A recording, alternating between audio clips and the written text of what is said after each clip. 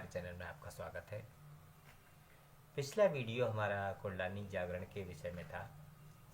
हम आज उसी पर विस्तार से चर्चा करेंगे। कुंडलिनी जागरण जिनका हुआ है उनमें क्या लक्षण आते हैं। तो पहला लक्षण तो ये है कि उनका ध्यान बहुत गहरा हो जाता है और कुंडलिनी जिनकी जागृत है वो बाकायदा शरीर में चलती हुई ऊपर को नीचे से मूलाधार से लेकर ऊपर तक चलती हुई महसूस होती है। जैसा कि आप जानते हैं कि शरीर में 3 नाड़ियाँ हैं।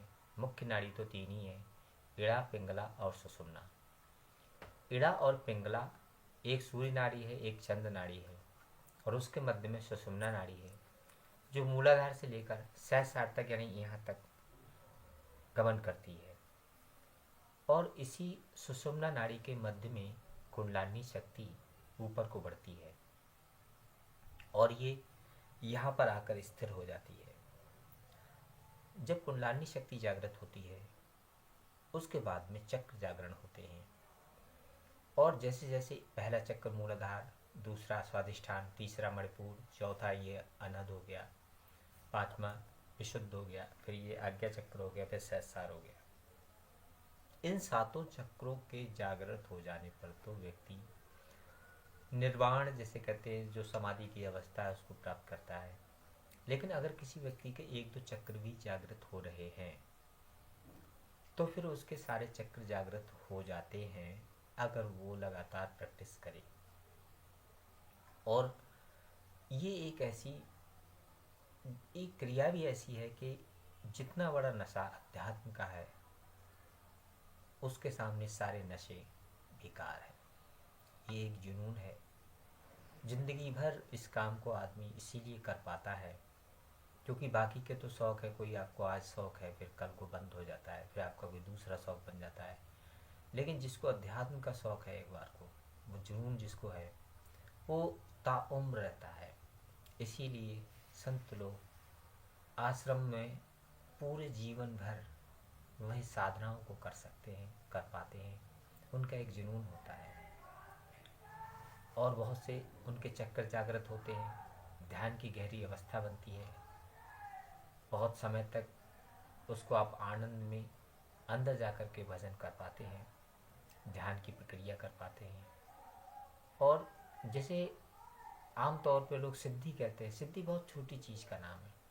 सिद्धि क्या है कि आपका अगर जो मन है, जो आपका हृदय है वो शुद्ध हो गया तो फिर जो शक्तियाँ हैं वो अपने आप ही आपके संपर्क में रहती हैं, हर समय संपर्क में रहती हैं। आप जिस शक्ति का भी आह्वान करें, अगर गणेश जी का आह्वान कर रहे हैं वो आ रहे हैं, लक्ष्मी जी का आह्वान कर रहे हैं तो वो आ रहे हैं, शिव जी का आह्वान करेंगे तो वो आएंगे, विष्णु जी का आह्वान करेंगे तो यानी किसी का भी आप गंगा का आह्वान करेंगे, गंगा जी आएंगी। आप किसी का भी आह्वान करेंगे वो आपके सानिध्य में हमेशा बने रहते हैं, आपकी एक आवाज़ पर वो आते हैं क्योंकि आपका उनके साथ में इतना निकटता बढ़ जाती है हृदय शुद्ध हो जाने की वजह से। क्योंकि हृदय क्या है, ये इसमें जो चेतना है, जो प्राण है, वो ईश्वरीय तत्व तो है।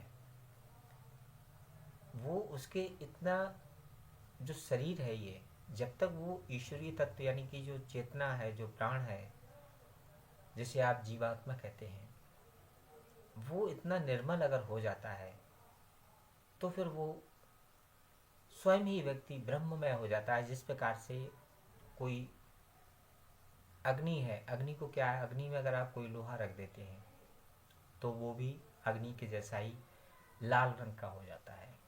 तो ऐसे ही आत्मा है। जब आप ईश्वर का ज़्यादा चिंतन करते हैं, उनके ध्यान में चले जाते हैं तो ये शरीर ही स्वयं ही वो ब्रह्म रूप हो जाता है, ब्रह्म का चिंतन करते करते। तभी तो कहा गया है कि फिर वो व्यक्ति अहम ब्रह्मास्मि की अवस्था में आ जाता है। जब चाहे वो जितने देर को चाहे वो ध्यान की अवस्था में चला जाता है। यहाँ जो ये भ्रकुटी है इसमें वो ज्योति का दर्शन कर सकता है और ये ज्योति उसको ध्यान में जाता है तो ज्योति दिखाई देती है। पर ध्यान को आपको लगभग 3 घंटे तक करना चाहिए।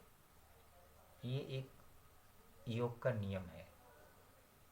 आप ऐसा नहीं है छोटा सा ध्यान किया, हाँ आप ध्यान की पहले 15 मिनट करते हैं, फिर आधे घंटे करते हैं, बढ़ाते रहते हैं, आपको 3 घंटे तक ध्यान ले जाना चाहिए जब ये अवस्थाएं आपको प्राप्त होती हैं।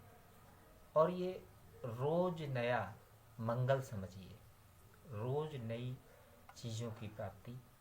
और ज़्यादातर ध्यान जो है सुबह को करना चाहिए ब्रह्म मुहूर्त में, या फिर आपको अगर ब्रह्म मुहूर्त के अलावा और कोई भी समय अगर आप उचित समझते हैं तो रात्रि में करें।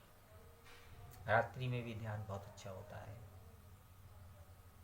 हमारे जो गुरु थे, गुरु के गुरु रहे जो, वो हमेशा पूरी रात्रि भर ध्यान करते थे। वो रात में बैठते थे, सुबह तक उनका ध्यान रहता था।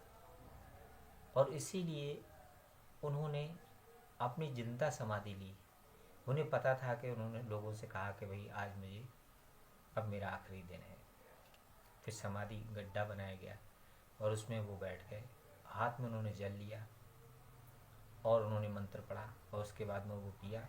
उसके बाद में वो प्राण छूट गए उनके। तो इस प्रकार से समाधि ली थी, उनको इच्छा मृत्यु थी उनके साथ में।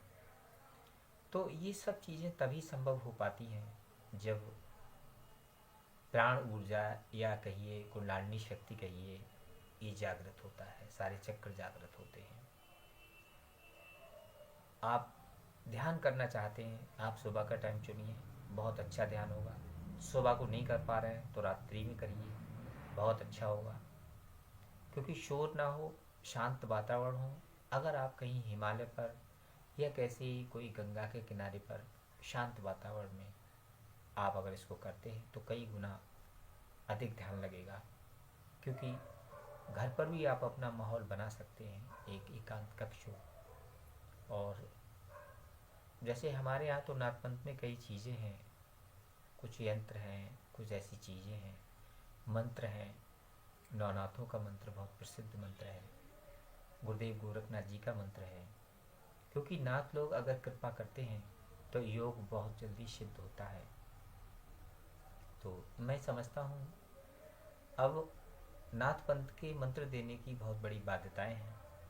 हर किसी को उसको दिया नहीं जा सकता है, क्योंकि ये गुरु लोगों की आज्ञा नहीं होती है। वो बहुत जांच परख करते हैं तभी वो देते हैं। वरना वही हाल होता है जैसा कि ममता कुलकर्णी का हो गया कि आपको इतनी जल्दी दीक्षा कैसे मिल गई। क्योंकि जो पहला मंत्र दिया जाता है, जैसे चोटी मंत्र कहते हैं, वही दिया जाता है मुश्किल में। संतों के बारे में एक कहानी है, एक कहावत है कि 12 वर्ष रहे संत की टोली, तब कहीं मिली एक ठिठोली। यानी आप किसी संत के साथ 12 वर्ष तक रहते हैं, आप उसकी सेवा करते हैं, उसके बर्तन साफ करते हैं, आरती कराते हैं, बहुत सारे उनकी सेवा में लगे रहते हैं, भोजन बना के देना, सब कुछ। तब उनकी इच्छा होती है अगर, तो आपको कोई एक मंत्र दे देते हैं। इसका सीधा सीधा ये मतलब है। पर आज का समय बदल गया है, लोगों के पास इतना समय नहीं है, तो गुरु लोग जांच परख करके उन चीज़ों को देते हैं, वो गंगा में खड़ा कर लेते हैं। क्योंकि ये कोई बिजनेस की बात नहीं है कि आपने 1 करोड़ रुपए दिया और उसके बदले में आपको ज्ञान दीक्षा मिल गई।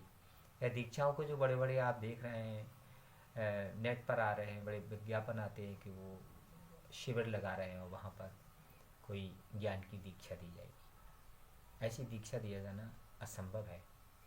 क्योंकि जब तक अगर वो पात्र नहीं है, उसको दीक्षा नहीं दी जा सकती है। ये कोई बिजनेस का खेल नहीं है, ये तो अध्यात्म प्रगति का मार्ग है। इसमें जो सच्चा होगा वही इस काम को कर सकता है, इसीलिए उसी को दिया जाता है। गुरुदेव गोरखनाथ जी ने इस बारे में कहा है कि जो सच्चा, जो बहादुर होगा, उसी को ये ज्ञान दिया जाता है, जो इसको कर सकता है। क्योंकि इसमें करने के लिए मेहनत है, समय लगाना पड़ता है।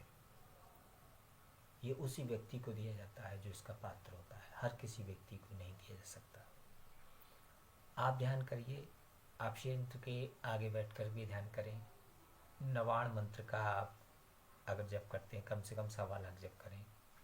ये भी आपके अंतःकरण को कुंडलिनी शक्ति जागरण के लिए बहुत अच्छा उपाय है। श्री यंत्र स्वयं ही एक ब्रह्मांड स्वरूप है और ये आपका शरीर भी ब्रह्मांड स्वरूप है। आप श्री यंत्र के आगे, हमने पहले भी कुंडलिनी अवेकनिंग का एक वीडियो बनाया था, उसमें उन दिव्य मंत्रों को दिया हुआ है, आप वहाँ से ले सकते हैं। आप इसी प्रकार से हमारे साथ बने रहिए। अगर आपका कोई प्रश्न है तो आप लिख सकते हैं, हम उसका जवाब देंगे। और आशा करते हैं कि आप अपनी प्रैक्टिस करेंगे और जो भी अनुभव होंगे वो हमें शेयर करेंगे।